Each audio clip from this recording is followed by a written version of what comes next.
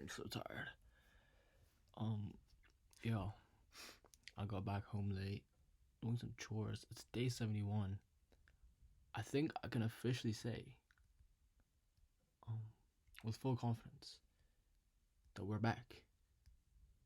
Obviously not today. No, I wasn't doing it today.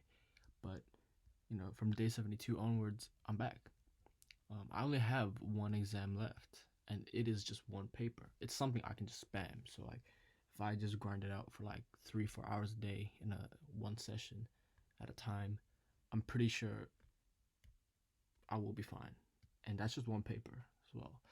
So that gives me a lot of time to work on trading. So obviously, I'm still technically easing back into it. So technically not really all in. I'm about maybe, we're slowly getting back in 50% trading, the other 50% like studying still. But obviously, the big day is going to be next Tuesday when my final exam is done. We will be all in. Monday's the exam in the afternoon, I think. So it will be the next day because you best bet your boy cannot. Well, actually, no, let's make it Monday. Well, trading, I can't trade on Monday, but I feel like what I count as all in is just spending the whole day on the thing. So, yeah, Tuesday, but technically Monday. Anyway, let's get that out of the way. No, I don't know if I mentioned this before, but like a friend of mine talked about discipline, and I was like, cool. Discipline's whatever. If you really want to, like, see, discipline is often one of the keys to success, right? And I want to find a better angle for this. Also, look at this, bro. I got a 240, bro. I don't know what a lucky find. Can you believe they're only $3 still? Like, dang, always be cheap. I'm still folding my clothes and stuff, like, while I'm doing this, so I'm gonna be moving around. Anyway, I was talking about discipline, right? And how, who do you think will win? He who is very disciplined, they're always in the lab, every day in, day out, put in good amount of hours, sufficient hours to really get some work done. Because they have to. I mean, they have to, right? I mean, how can you be at the top of your game if you're not putting in the work like that? But who do you think will win? Him or he who's in the lab all day, every day, countless hours, not because he has to, but because he wants to, but because he feels he needs to, that he has no other option but to do that. And that person right there, that's Kobe Bryant. Kobe Bryant was one of the best. Like, I don't watch basketball, but I know enough to know that he was a head above the rest. Like, majority of players, he was way better than, and that was for good reason. Because nobody worked like that guy. Because it was not just for the love of the game, but he dedicated himself so much, so many hours, because his discipline was backed by a hunger, a drive that made him want to do more. He wanted to do more, I think. Don't quote me on that.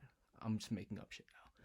But if you want to do more and go that extra mile, not because you feel you need to, but because you also want to do that and take on that extra challenge, that there can often be a key to success. Because, sometimes I've been there. Like, I've had moments where I was very disciplined, and yeah, I made progress.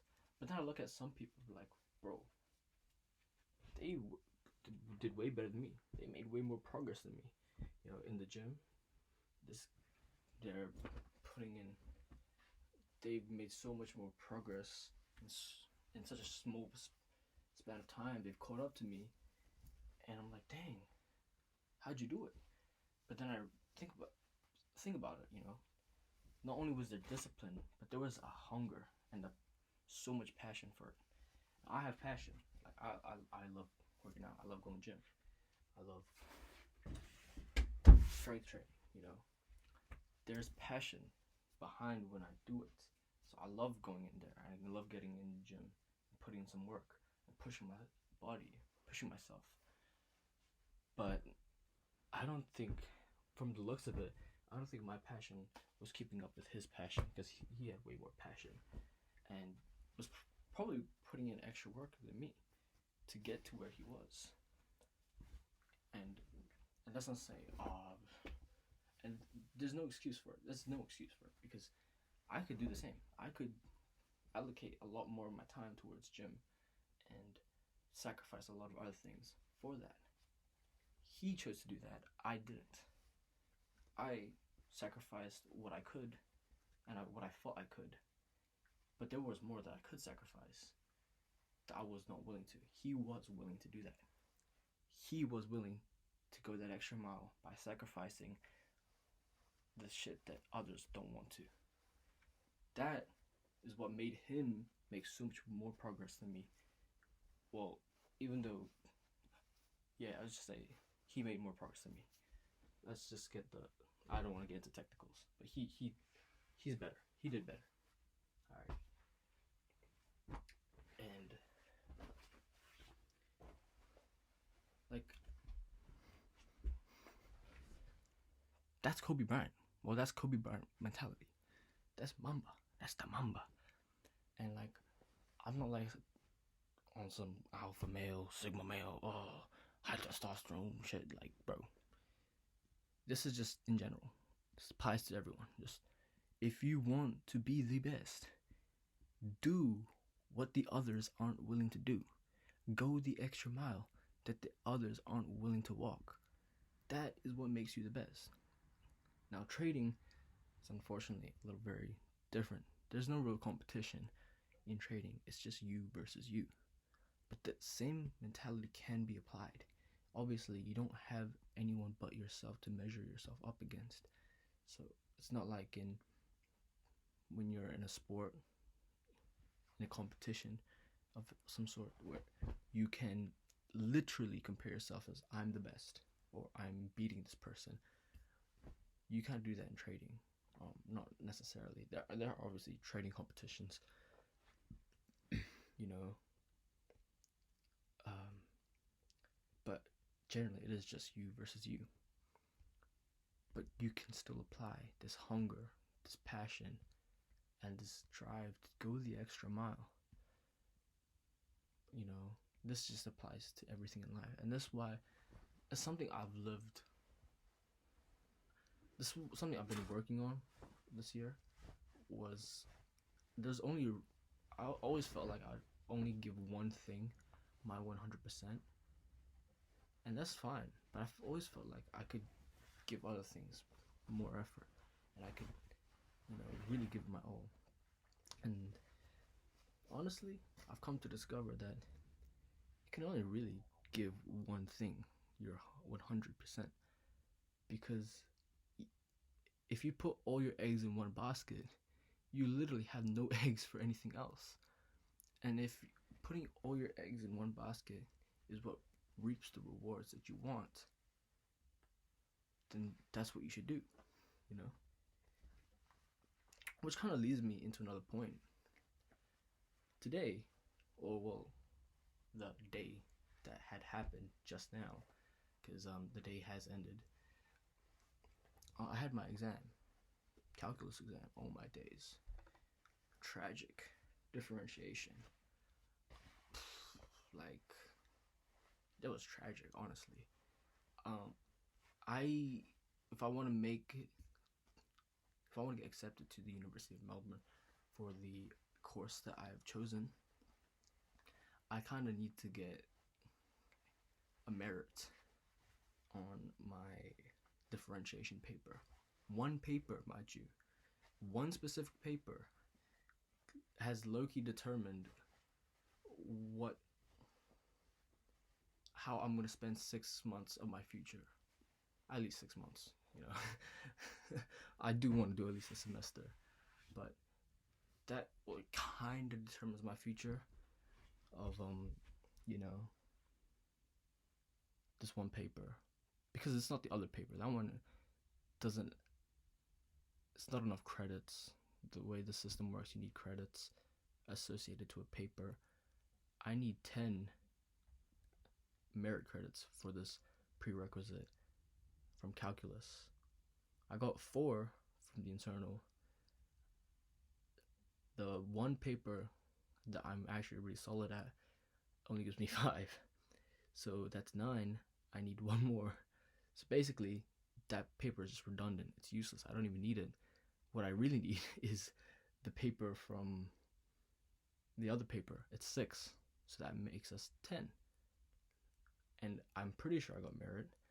But also just maybe remember this whole idea of where low-key I did not put in the work, like, to be confident in that paper. And that made me think, if I don't get this grade that I need, if I get achieved instead of merit, so achieved is like a C grade if you are not from New Zealand, or if you don't do NCEA, and merit is like a B grade, right? And calculus this year has been really tough for me, my days. Like, other subjects I've been doing great. Calculus has been tough. No shit, it's a hard subject. But I just, like, if I don't get this grade, do I really deserve to feel disappointed? Because at the end of the day, I've always believed this. If I didn't get it, if I didn't earn it, I don't deserve it. There's no bitching like, I deserve that win. When did you really? Because you didn't get it. You didn't get that medal. You didn't get that trophy. You didn't get that win. You didn't get whatever you were aiming for. So do you really deserve it? Did you do enough? Did you do more than enough? If you didn't get it, then you didn't do enough.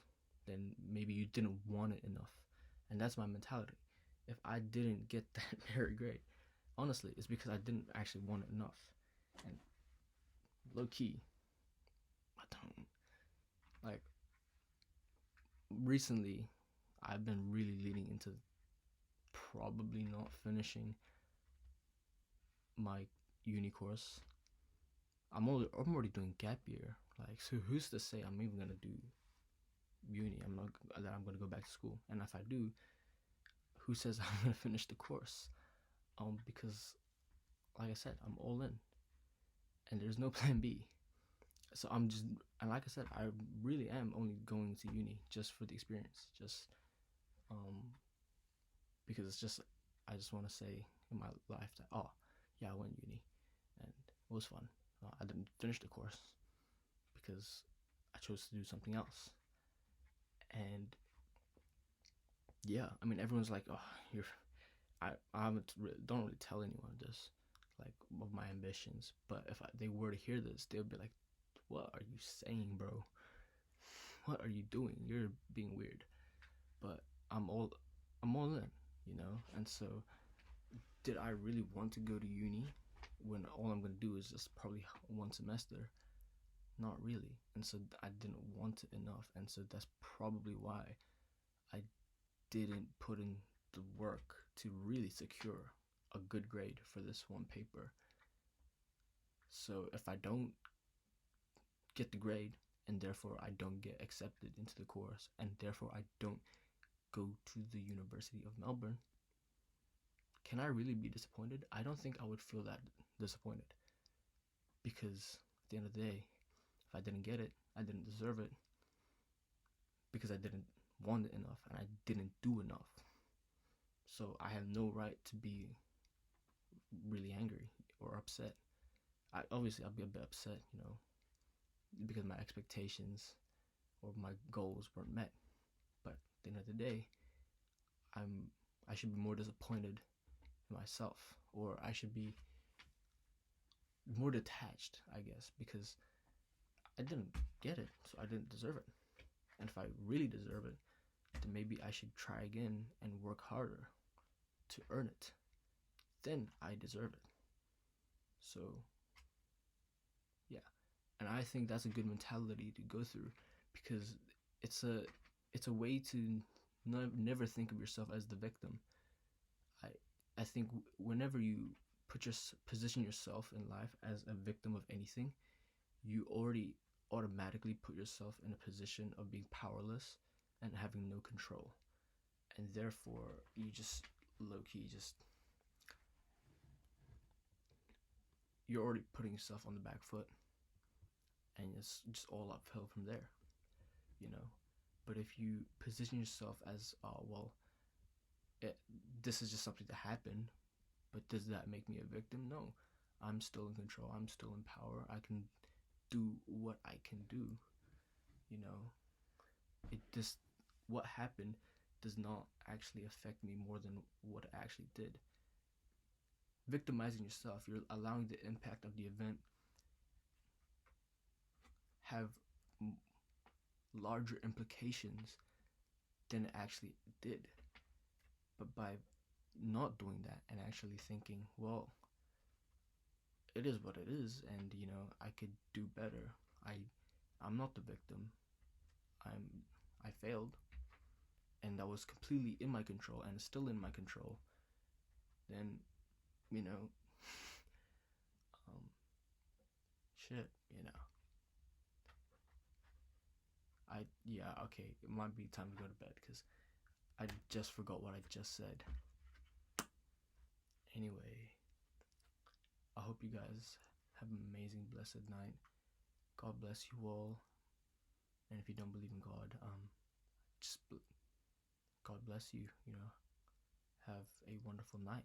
That's basically what I'm saying to you when I say God bless. Just have a wonderful night, wonderful week, wonderful day, wonderful life, wonderful.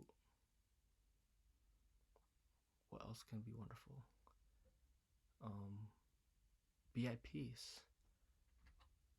And yeah, so good night.